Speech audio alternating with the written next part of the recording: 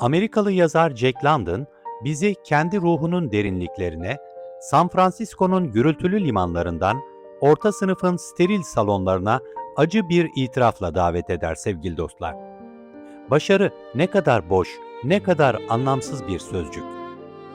Martin Eden sadece bir yazarın yükselişinin değil, ideallerle gerçekliğin arasında paramparça olan bir insanın hikayesidir. Kahramanımız Martin Eden, işçi sınıfından genç bir denizci, kaba elleriyle kitap tutan, kırık İngilizcesiyle şiir yazmaya çalışan ama içinde söndürülmez bir ateş taşıyan biridir.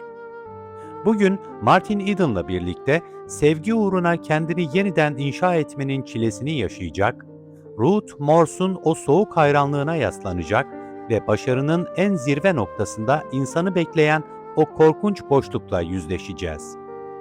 Bu video, bireyin toplumla, sanatın piyasayla ve hayalin hayal kırıklığıyla olan o amansız kavgasına yazılmış bir şiirdir.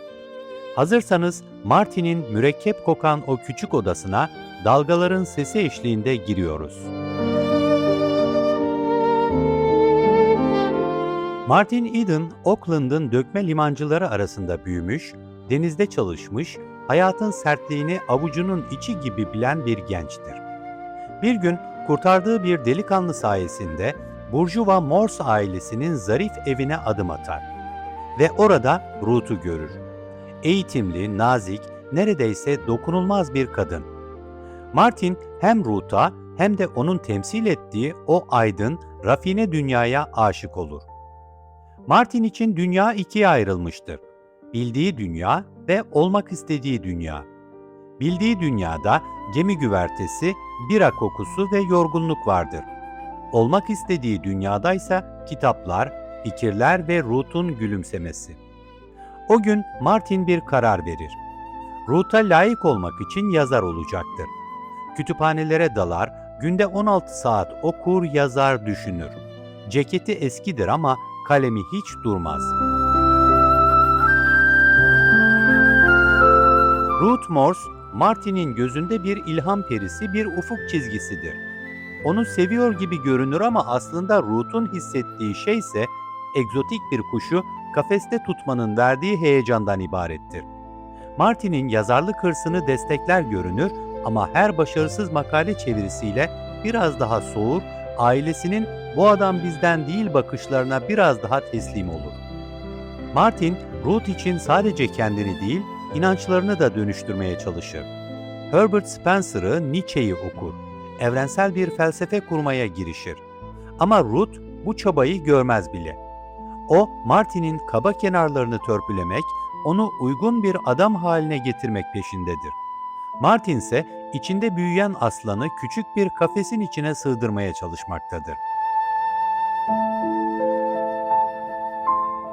Yıllar geçer, Martin yüzlerce makale, hikaye ve şiir yazar. Hepsi dergilerden iade edilir. Yoksullukla boğuşur, zaman zaman aç kalır ama hiç pes etmez. Eserlerinin değerini içten içe bilir, reddedilmenin körlükten kaynaklandığına inanır. Etrafındaki herkes onu vazgeçmeye zorlar. Ailesi, Ruth'un ailesi ve nihayetinde Ruth'un kendisi. Ruth, Martin'e "neden bir iş bulmuyorsun?" diye sorar. Bu soru Martin'in yüreğine bir hançer gibi saplanır. Demek sevgisi koşulluydu. Demek Ruth onun hayalini değil, sosyal güvenliğini seviyordu. Martin yine de yazmayı bırakmaz. Kalemle arası o kadar derindir ki artık Ruth için mi yazdığını yoksa sadece yazmak zorunda olduğu için mi yazdığını kendisi de bilmez olur. Sonunda bir gün uzun süredir reddedilen eserler birer birer kabul görmeye başlar.